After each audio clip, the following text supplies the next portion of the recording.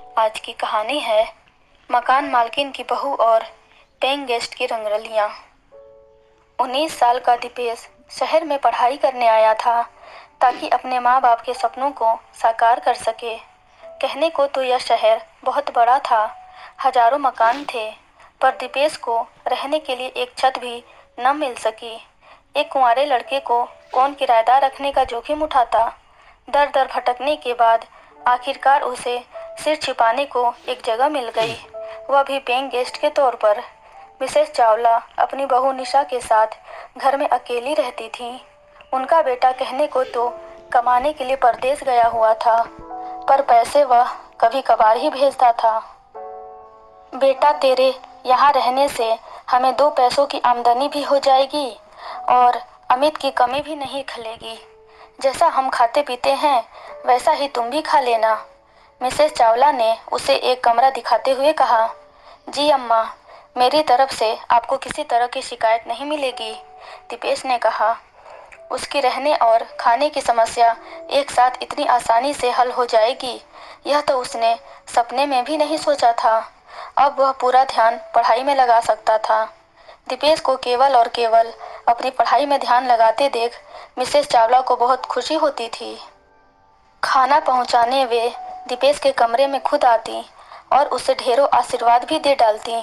सब कुछ ठीक चल रहा था। एक दिन अचानक मिसेस चावला बीमार पड़ गईं। उन्हें अस्पताल दीपेश ही लेकर गया। एक लायक बेटे की तरह वह मिसेस चावला की सेवा कर रहा था। एक दिन वह अस्पताल से घर लौट रहा था कि बारिश शुरू हो गई। बारिश तेज होती जा रही थी। दीपेश जल्दी से जल्दी घर पहुंचना चाहता था ताकि किताबें भीगने से बच जाएं। जैसे ही वह घर पहुंचा तो दरवाजा खुला देख चौंक गया। वह घर के भीतर दाखिल हुआ तो आंगन का नजारा देखकर अपनी सुध-बुध भूल गया। निशा लहंगा ब्लाउज पहने बरसात के पानी में नहा रही थी।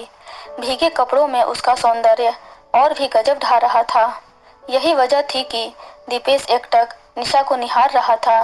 इतने करीब से जब दीपेश ने निशा के आकर्षक बदन को भीगते हुए देखा तो जैसे उसकी धमनियों में बह रहा रक्त उबाल खाने लगा हो। तुम कब आए? दीपेश को सामने पाकर निशा चौंकते हुए बोली। उसने कोई जवाब नहीं दिया। एकटक वह अपनी लाल लाल आंखों से निशा की भीगी देह का अमृत पी रहा था। निशा की नजरें दीपेश की शोले जैसी दहकती आंखों से मिली तो उसके बदन में भी झुरझुरी होने लगी। लज्जावश उसका गोरा चिट्टा चेहरा गुलाबी पड़ता गया। पति से महीनों दूर रहते उसके भीगे बदन को न जाने ऐसा क्या हुआ कि निशा अपनी जगह खड़ी न रह सकी। दौड़कर वह दीपेश के चौड़े सीने से जा लगी। दीपेश खुद पर काबू नहीं रख पाया और उसने बलिष्ठ बाहों के घेरे में निशा को कसकर जकड़ लिया और अपने तपते होंठ उसके लरसते होठों पर रख दिए। निशा ने कोई प्रतिकार नहीं किया। देह के इस महासंग्राम में दोनों युवा तन देर तक गोते लगाते रहे। जब वासना का ज्वार थमा तो दोनों एक दूसरे से नजरें चुराते हुए अपने अपने कमरे में चले गए। तूने यह क्या किया दीपेश? जिस औरत ने तुझे बेटा समझकर अपने घर में रखा, उसी घर की बहू के जिस्म पर तूने डाका डाल दिया। दीपेश अपने ही सवालों में उलझ गया। पहल मैंने कहाँ की? निशा खुद ही मेरी बाहों में आकर समा गई तो मैं क्या करता?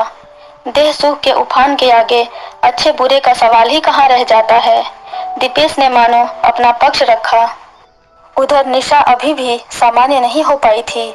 आज एक अनजान पुरुष के संसर्ग में उसे अकल्पनीय सुख की प्राप्ति हुई थी। ऐसा आनंद तो उसे आज तक उसका कारोबारी पति भी नहीं दे पाया था। उसने विचारों को झटका और कपड़े बदल लिए।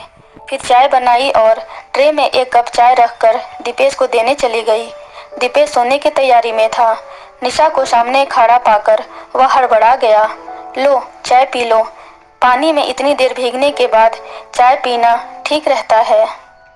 निशा ने कप आगे बढ़ाते हुए मुस्कुरा कर देखा। सचमुच चाय अच्छी बनी थी। रात के खाने में निशा ने उसकी मनपसंद करेले की सब्जी बनाई थी। न जाने कैसे निशा को उसकी पसंद नापसंद का पता चल गया था।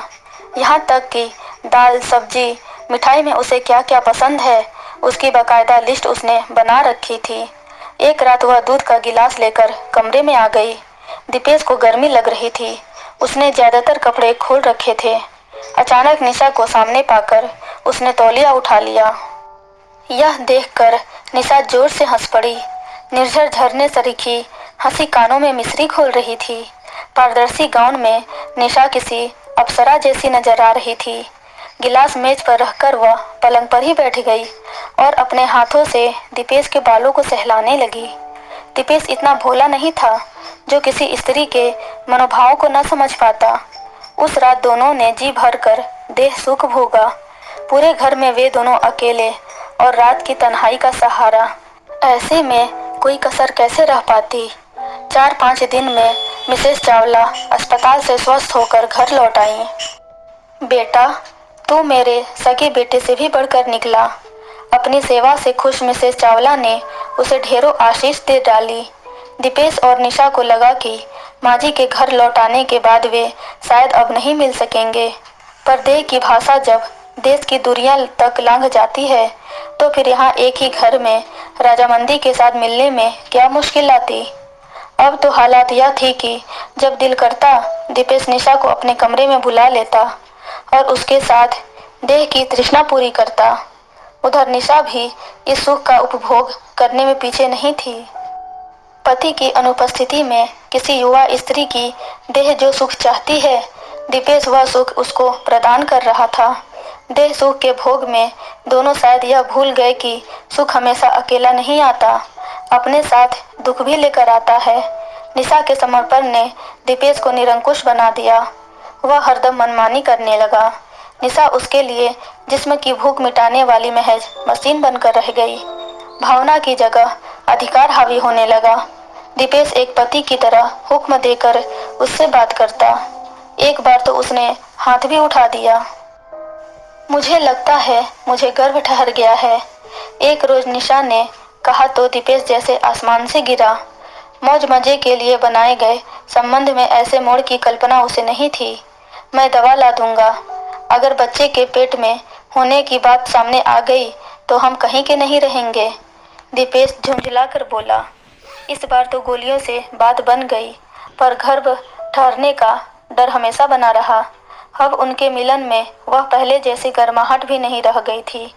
दोनों के लिए संबंध बोझ में तब्दील हो चुका था। कहीं न कहीं मिसेस चावला की अनुभवी आंखें भी ताड़ गईं कि घर में उनकी नाक के नीचे क्या गुल खिलाए जा रहे हैं। उधर दीपेश जब से इस चक्कर में पड़ा था, उसकी पढ़ाई लिखाई पूरी तरह चौपट हो गई थी। एक रात जब वह नाइट लैंप की रोशनी में पढ़ रहा था तो निशा उसके कमरे में आ गई। उसने लैंप का स्विच ऑफ किया तो दीपेश चीख पड़ा, यह क्या तमाशा है? जाकर अपना काम करो और मुझे पढ़ने दो। निशा यह सुनकर हक्की बक्की रह गई।